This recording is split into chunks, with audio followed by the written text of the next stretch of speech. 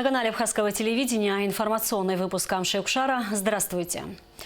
Сегодня в программе.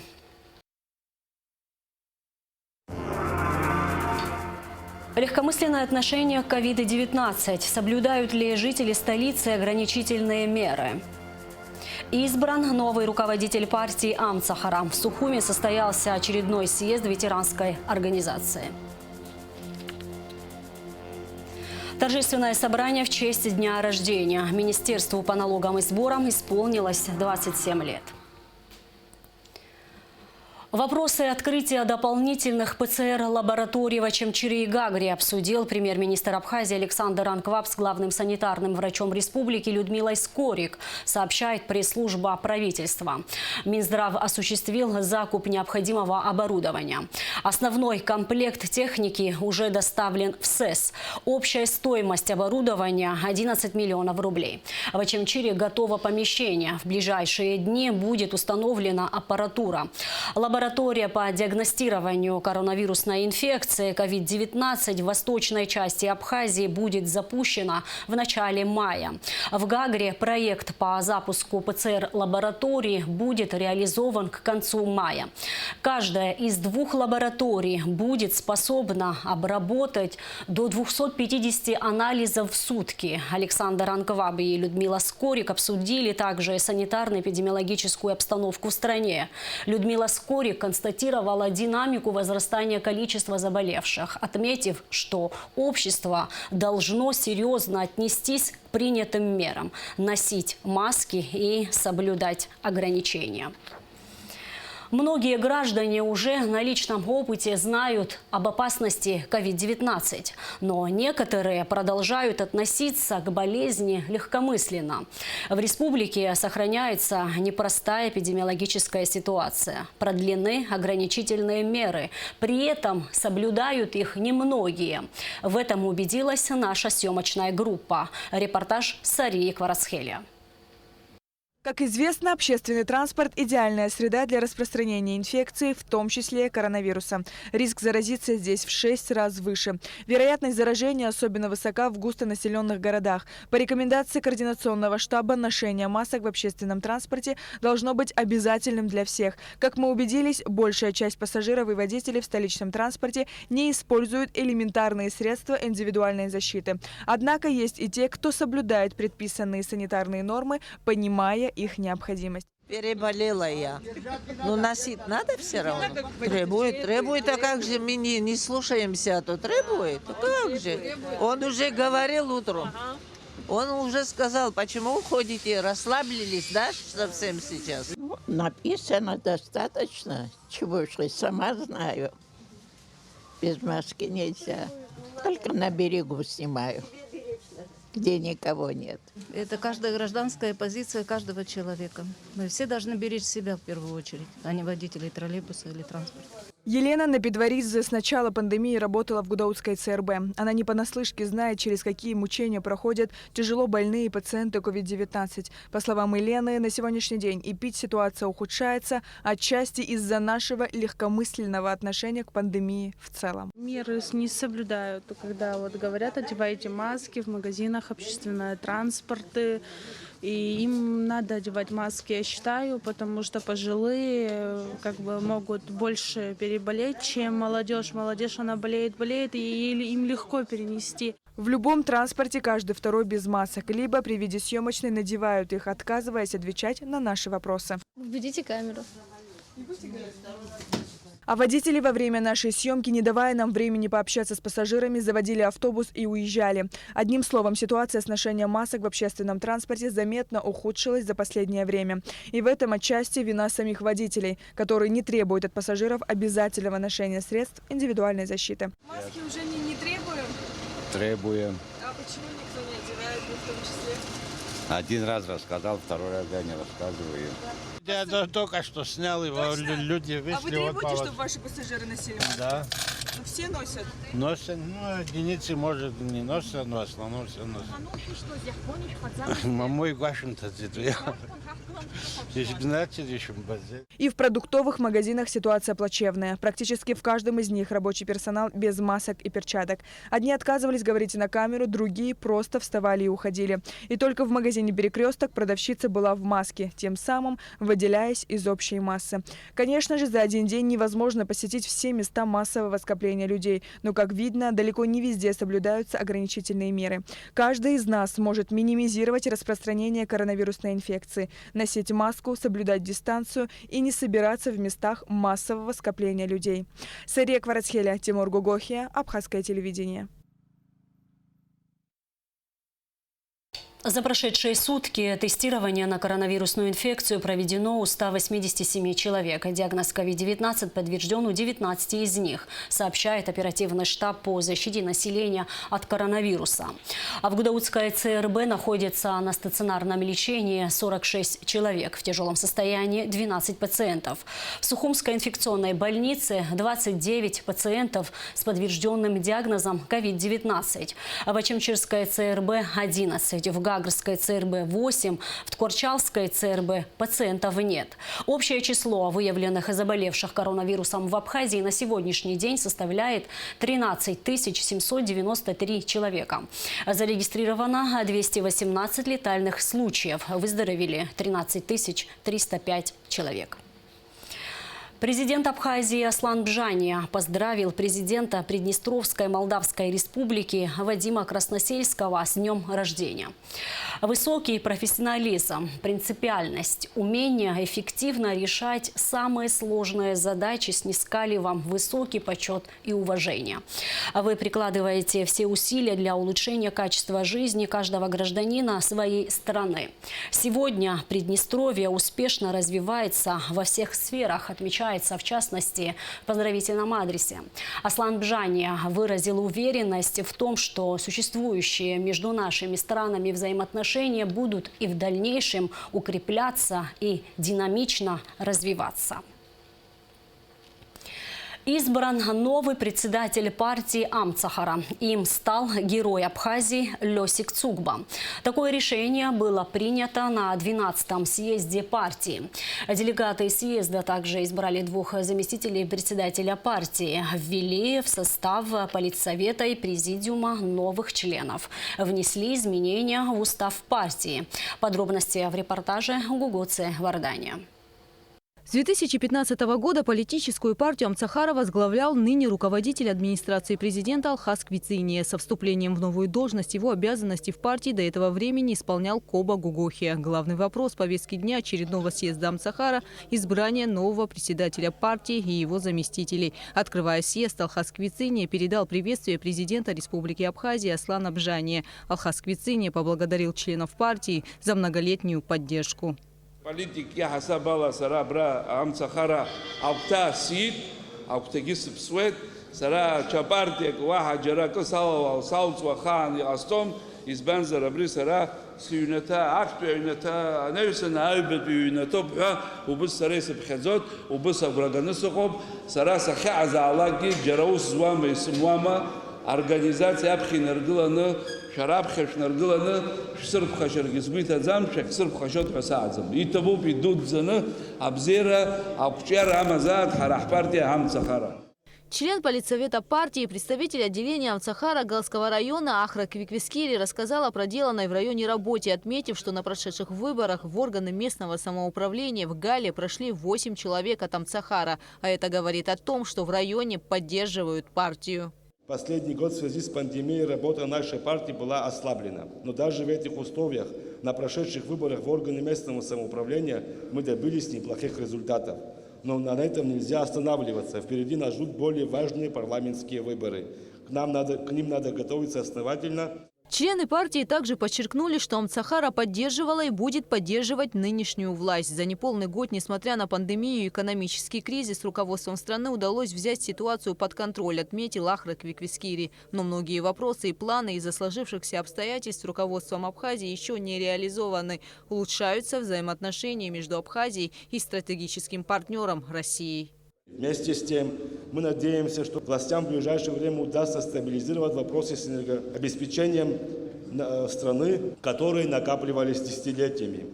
что, безусловно, вызывает немало неудобств нашим жителям и гостям. В то же время хочется отметить работу наших энергетиков в любую погоду и времени суток, что они делают все возможное от них зависящее в тех условиях и средствах, которыми они располагают на данном этапе. Мы надеемся, что инициатива президента на проведение реформы получит поддержку, и она будет проведена. Также народ выражает надежду, что власть обратит свой взор и на кадровые вопросы. Думается, что год достаточен для того, чтобы оценить профессиональные качества того или иного руководителя. Я убежден, что если человек наносит вред имиджу власти и мешает ее работе, не приносит пользу некомпетенту, то ему не место в высшем руководящей должности, вне зависимости от того, был ли он оставлен на прежней должности или же был назначен уже новой властью.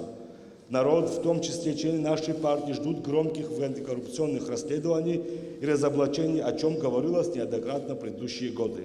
Также народ ждет от власти антикризисный план для решения всех жизненно важных вопросов, в которых мы пребываем последние несколько лет не по вине действующей власти, о которой им досталось наследство.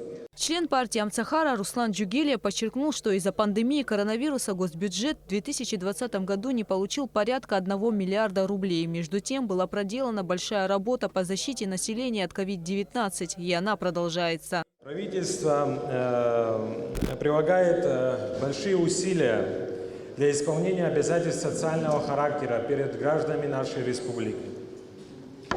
Необходимо отметить, что положение дел в бюджетной сфере в первом квартале 2021 года внушает оптимизм.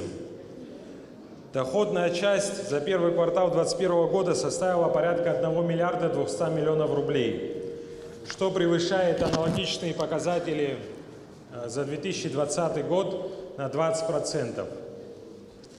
Также есть рост по таможенным платежам на 20%. В результате усиления работы по администрированию доходов. При этом за послевоенный период в республике накопилось большое количество проблем и кризисных сфер. После выступлений политсовет Амцахара представил кандидатуру Героя Абхазии руководителя отделения партии в Гудаутском районе Лёсика Цугба на должность председателя партии, а в качестве его заместителей были предложены кандидатуры Кобы Гогохи и Мизана Зухба. В итоге все были избраны единогласно. Также были избраны президиум и политсовет партии. Резолюцию 12-го съезда Амцахара зачитала Марина Гумба. Съезд политической партии Амцахара, посвященный выборам руководящего состава партии, председателя партии и его заместителей, утверждению новых членов президиума и политсовета партии, а также внесению изменений в устав партии, заслушав выступление председателя партии Амцахара Квицини Алхаса Алексеевича, делегатов съезда и приглашенных, принял резолюцию. Избрать председателем партии Амцахара Цугба Лёсика Суратовича. Избрать заместителями председателя партии Амцахара Гогохи Коба Заликовича и Зухба Мизана Амирановича. Ввести в состав президиума партии Амцахара Адлиба Заура Кибеевича. Назначить Адлиба Заура Кибеевича секретарем президиума партии Амцахара. Ввести в состав президиума партии Амцахара руководителя Гагринского отделения партии Амцахара Кетя Ростислава Георгиевича. Ввести в состав политсовета партии Амцахара Ахиба Геннадия. Ввести в состав политсовета партии Амцахара Джугелия Руслана Закановича. Одобрить предложение политической партии Амцахара о внесении изменений в устав партии. Сухум, 14 апреля 2021 года. Амцахара – одна из старейших политических организаций Абхазии, оказывающих влияние на все политические процессы в республике. Начинала партия свою деятельность как общественная организация Союза ветеранов в 1999 году, потом как ОПД и сегодня политическая партия. Гугут Савардани, Алексей Гухава, Алексей Баструков, Абхазское телевидение. 14 апреля Министерству по налогам и сборам Республики Абхазия исполнилось 27 лет. По случаю профессионального праздника в ведомстве прошло торжественное заседание, в котором принял участие вице-премьер, министр финансов Владимир Делба. Репортаж Эсмы Гуланце.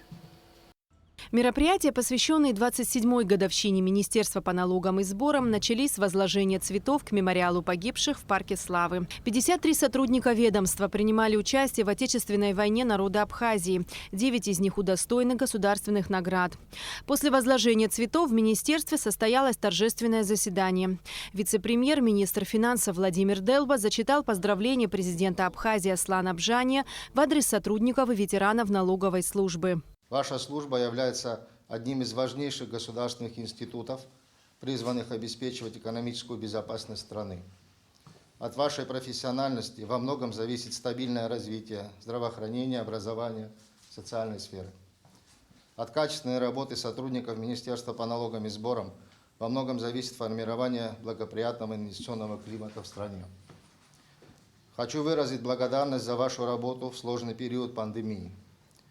Введя, с одной стороны, налоговые послабления в отношении пострадавших от введения ограничений предпринимателей, вы все же смогли достичь неплохих показателей и оказать серьезную поддержку государственному бюджету. Уважаемые сотрудники налоговой службы, желаю вам крепкого здоровья, семейного благополучия, мира и добра, успехов в вашей ответственной миссии. Президент Аслан Бжания.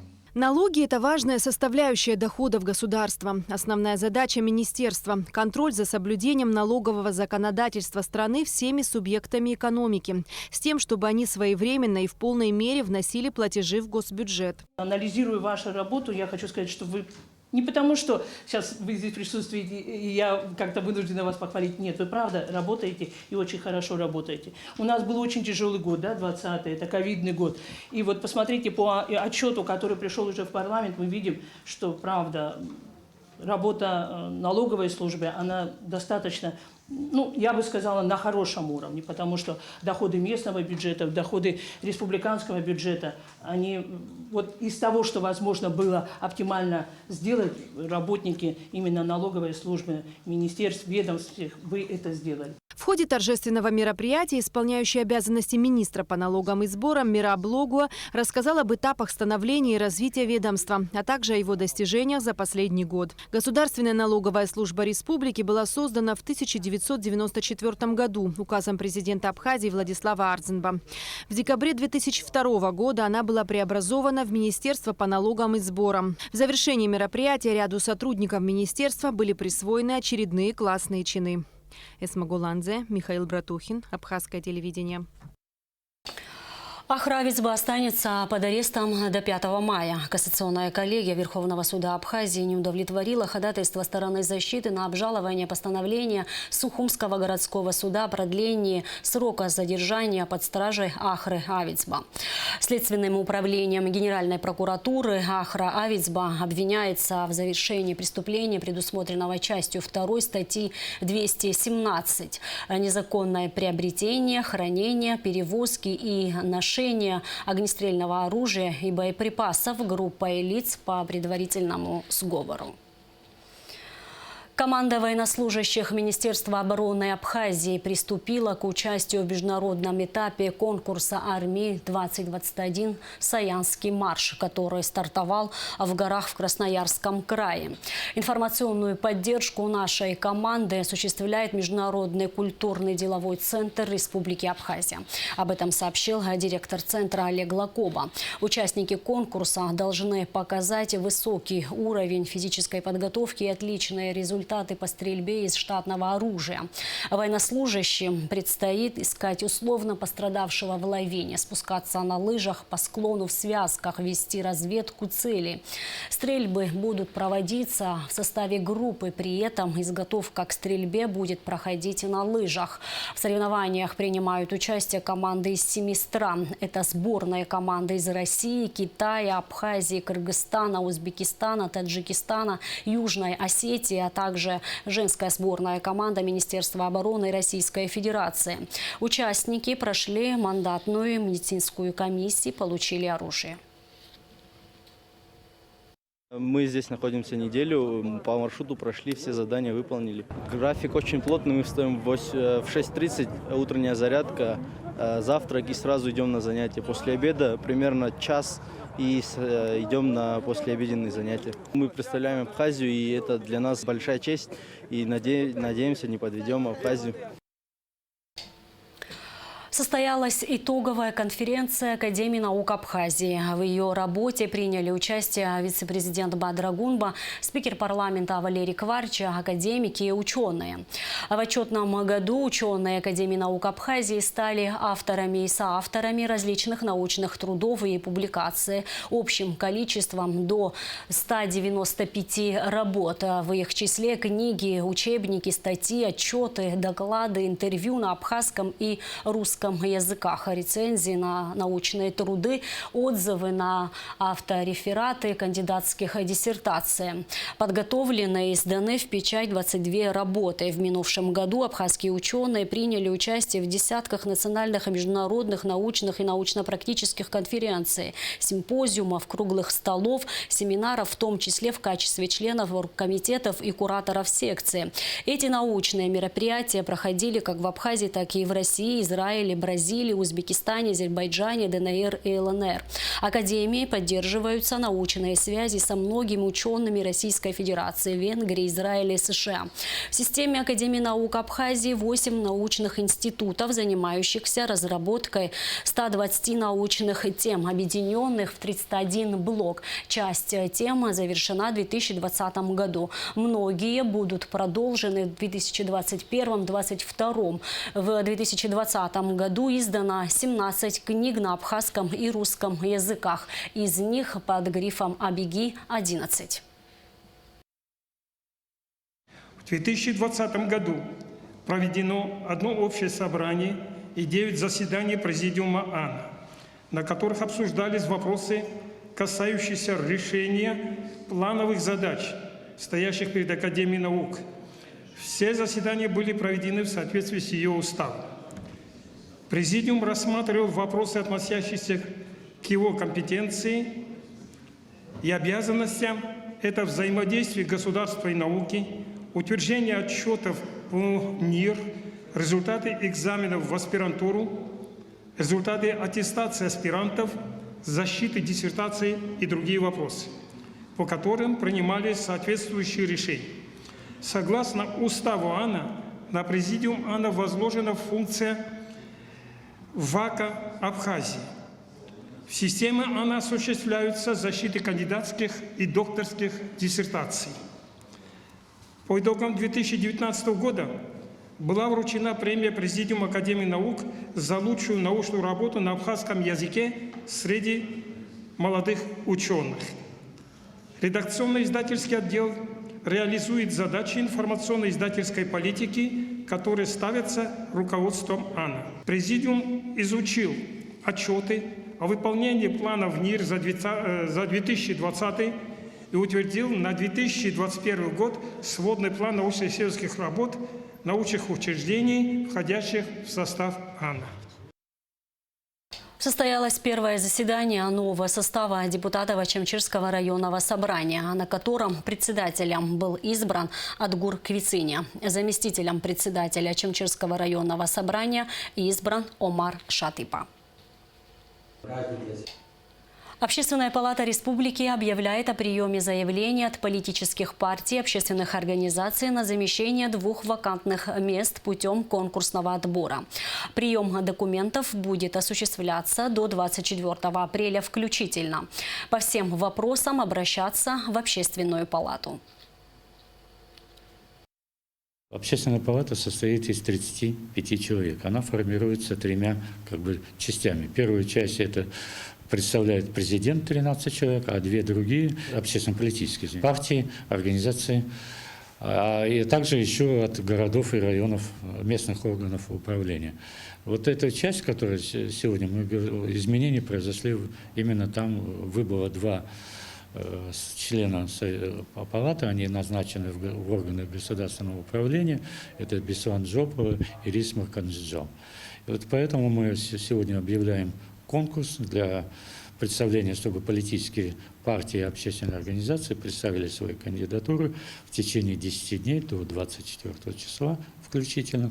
И после этого Общественная палата рассмотрит все представленные документы и проголосует за того кандидата, которого считает необходимым принять. По всем вопросам просим обращаться в общественную палату, какие документы, как и так далее. Кроме того, будет на сайте вывешено объявление, и поэтому все желающие партии и общественные организации могут обращаться. Между Национальным олимпийским комитетом Абхазии и Федерацией велоспорта республики подписано соглашение о сотрудничестве. А в рамках соглашения уже 17 апреля в Сухуми планируется провести мероприятие под названием «Эверестинг». Олимпийский комитет Абхазии подготовил договор о сотрудничестве между Олимпийским комитетом Абхазии и Федерацией велоспорта Абхазии. Здесь очень интересные, определены сферы деятельности, сотрудничества между этими организациями. То, что от Олимпийского комитета зависит, там международные выступления и так далее, то, что от нас зависит, мы будем обязательно стараться как-то помогать, а то, что они будут проводить, мы будем совместно эти мероприятия делать. У нас есть самые благоприятные климатические условия, во-первых. Во-вторых, мы приглашаем сюда команды Федерации велоспорта России, региональные федерации. Я уже познакомился со всеми региональными федерациями, в том числе Москва, Московская область, Санкт-Петербург, и уральские команды, северокавказские команды. И то, что проводится сегодня в Сочи, сборы и чемпионаты России проводятся. Я бы очень хотел, чтобы со временем мы участвовали, наша команда абхазская будет участвовать, но она уже станет международной, и по всей вероятности будем проводить в Абхазии, потому что в Абхазии проводились чемпионаты Абхазии в советское время и чемпионаты СССР в том числе. 17 или 18 апреля в городе Сухум на Сухумской горе будут проходить мероприятия, так называемый Эверестинг. Это мероприятие впервые будет проходить в Абхазии. Это индивидуальный велозаезд, когда один велогонщик должен в течение суток набрать высоту самой высокой горы в мире Эвереста. Это 8848 метров. Призываем всех любителей, велолюбителей Абхазии прийти. Можно поучаствовать, можно просто поддержать. И в конце выпуска прогноз погоды. По сообщению гидрометцентра, в четверг, 15 апреля, в Абхазии ожидается переменная облачность. Ночью и днем преимущественно без осадков. Поздним вечером местами возможен небольшой дождь. Температура воздуха ночью плюс 6-11, днем плюс 14-19, температура морской воды плюс 11 градусов.